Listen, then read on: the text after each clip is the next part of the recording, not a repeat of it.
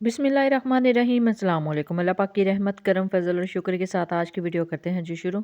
अच्छा जी, अभी आपको पिज़्ज़ा नज़र आ रहा है ना अपनी स्क्रीन पे। तो मोस्टली अब घरों में पिज़्ज़ा का जो बिज़नेस है वो ख़वातीन ने भी स्टार्ट किया हुआ है। बहुत ज़्यादा घरों से भी बिज़नेस स्टार्ट हुआ है। लेकिन पिज़्ज़ा बनाते वक्त ना सिर्फ यही मसला होता है कि देखा जाए कि क्या ऐसी गलती है जिससे हमारी जो पिज़्ज़ा डो है वो फूलती नहीं है, सॉफ्ट नहीं होती। ये देखिए जो स्क्रीन पे आपको एक सीन नज़र आ रहा है ना, काफ़ी सॉफ्ट पिज़्ज़ा है, बहुत ही राइज़ हुई है ये डो। तो ये सारा मेथड आपके साथ शेयर करेंगे आज के इस वीडियो में। आज के इस वीडियो में मुकम्मल टिप्स आपके साथ शेयर की जाएंगी कि किस तरह आप अपनी डो को एक नहीं बल्कि 5 गुना तक ज़्यादा राइज़ कर सकते हैं। सो वीडियो को लास्ट तक आपने देखना है।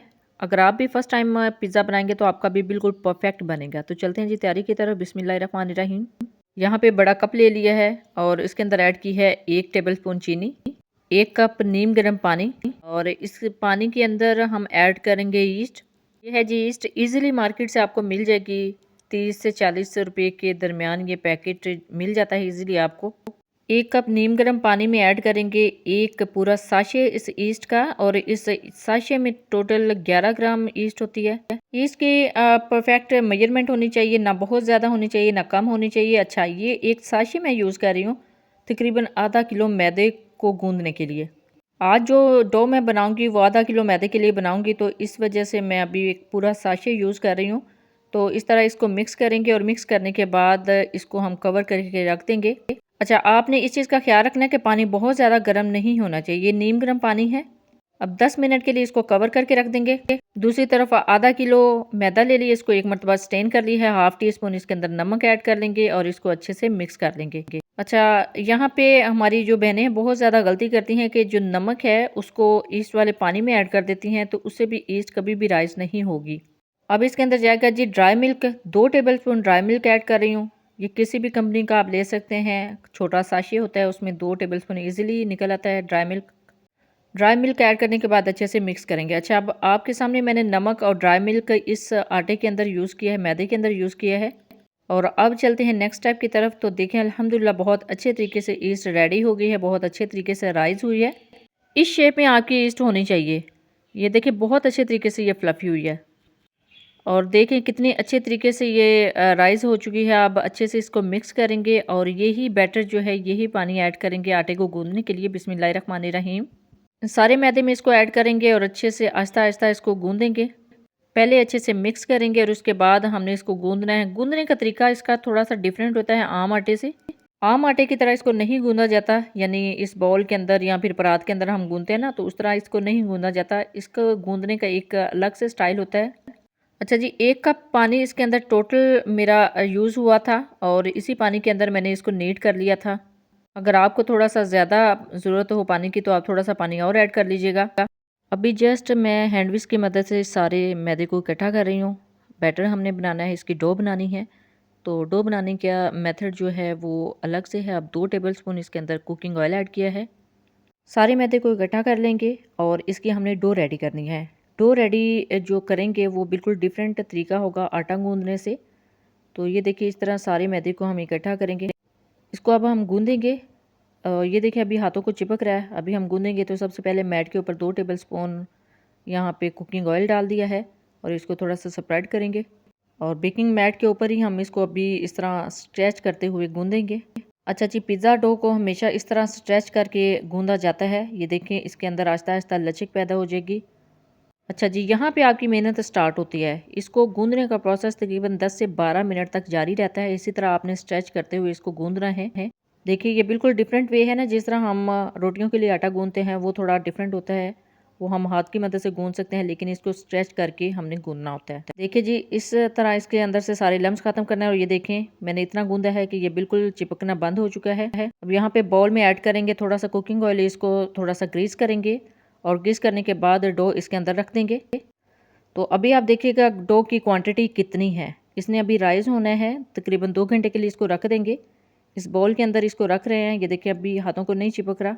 इसको ऊपर से भी ऑयल के साथ ग्रीस कर देंगे और ग्रीस करने के बाद अभी आप इसकी क्वांटिटी देख लें और इसको हम ऊपर से रैप कर देंगे। रैप करने के लिए यहाँ पे मैंने एक सिंपल रैपिंग पेपर ले लिया है। इसको ऊपर लगा देंगे ताकि इसके अंदर एयर क्रॉस ना हो। तो ये देखें, अभी आप इसकी क्वांटिटी 2 घंटे के बाद देखेंगे, ये तकरीबन 5 गुना ज़्यादा इसकी क्वांटिटी हो चुकी होगी राइज़ होके। अब ये देखिए, ये बिल्कुल कवर हो चुका है। इसको रख देंगे किसी बंद जगह पे। जितनी बंद जगह और गर्म जगह पे आप रखेंगे ना, तो बहुत जल्दी आपकी भी डो राइज़ हो जाएगी। अभी मैं इसको रखने लगी हूँ जी एक बॉक्स के अंदर। तो ये देखिए, ये बहुत जल्दी डो राइज़ हो गई थी। तकरीबन 1 से सवा घंटा लगा था डो को राइज़ होने में। मैं बार-बार चेक कर रही थी क्योंकि मुझे ये भी कंफर्म करना था कि जितनी मेजरमेंट के साथ मैंने इसको नीड किया है, गूँधा है, उतने में ये अच्छे से राइज़ होगी कि नहीं। अल्हम्दुलिल्लाह बहुत अच्छे तरीके से ये राइज़ हो चुकी है। तो टाइम भी बिल्कुल परफेक्ट जितना मुझे चाहिए था इसको देने के लिए वो मैंने दे दिया है। यहाँ पे ये बिल्कुल इस रैप के साथ टच हो गई थी। तो ये देखिए जी, इसको चेक करने का तरीका बहुत अच्छे तरीके से पंच कर सकते हैं आप। तो ये देखिए, बहुत अच्छे तरीके से ये राइज़ हुई थी। बॉल ये काफ़ी बड़ा था। इस बॉल के अंदर ये बिल्कुल ऊपर तक राइज़ हो चुकी थी। तो ये देखिए, इसकी क्वांटिटी देख लें, और जब ये राइज़ हुई थी तो ये तकरीबन अपने साइज़ से 5 गुना ज़्यादा राइज़ हुई थी। अब इसको मैंने कट कर लिया है। इसके मैं 2 पिज़्ज़े रेडी करूँगी। अभी इस डो से मैंने 2 पिज़्ज़ा रेडी करने थे, तकरीबन 12 से 14 इंच के राउंड में जितने आते हैं उतने। तो अभी इनके जो साइज़ है वो भी आप देख लें। इनको इस तरह फ़ोल्ड करके रख देंगे, और अब इस डो को बेलते हैं। ये अभी मैंने मैट ही नीचे बिछाया हुआ है, ब्रेड मैट। तो इसके नीचे बहुत अच्छे तरीके से मेजर किया हुआ है। साइज़ आप जितना चाहें इसको फैला सकते हैं, लेकिन मैंने अपने पिज़्ज़ा ट्रे के मुताबिक इसको फैलाना था। बहुत ज़्यादा बड़ा भी कर सकते हैं, जितना चाहें आप इसको कर सकते हैं, लेकिन आपको पता है ना, पिज़्ज़ा जो ब्रेड है वो थोड़ी मोटी होती है, तो इस वजह से बहुत ज़्यादा मैं इसको नहीं फैला रही। इतना स्प्रेड करना था कि पिज़्ज़ा ट्रे में ये बिल्कुल पूरी आ जाए।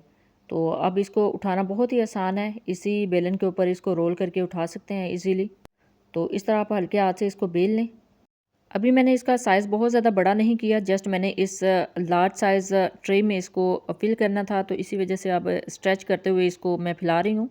तो इजीली आप इस तरह स्ट्रेच कर सकते हैं, और स्ट्रेच करने के बाद इसके जो किनारे हैं इनको फोल्ड भी कर सकते हैं, इसके अंदर फिलिंग भी कर सकते हैं। मैंने भी ऐसे ही इसके अंदर फिलिंग कर ली थी, और इस तरह सारी इसकी टॉपिंग भी कर ली है। टॉपिंग करने के बाद अब इसके ऊपर थोड़ा सा ऑयल जो है वो थोड़ा सा स्प्रे कर रही हूँ, ताकि इसके ऊपर बेक होने के बाद शाइनिंग आ जाए। तो ये है जी फाइनल लुक हमारे आज के जो पिज़्ज़ा हमने बनाना था उसकी। इसकी कंप्लीट वीडियो आपको मेरे इसी YouTube channel Punjabi food and travel से मिल जाएगी। थोड़े दिन पहले मैंने इसकी कंप्लीट वीडियो अपलोड की थी, आप देख लीजिएगा। और इसकी टॉपिंग के लिए पिज़्ज़ा सॉस की रेसिपी में आपको मेरे इसी YouTube channel Punjabi food and travel से मिल जाएगी।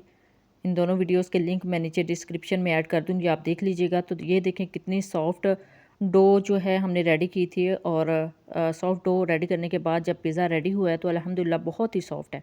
सो ये थी जी आज की परफेक्ट पिज़्ज़ा डो की रेसिपी। आई होप आपके लिए काफ़ी ज़्यादा इंफॉर्मेटिव रही होगी। जब भी पिज़्ज़ा बनाए अपना फीडबैक ज़रूर दीजिएगा, दुआओं में ज़रूर याद रखिएगा। अल्लाह हाफ़िज़, थैंक्स फॉर वॉचिंग।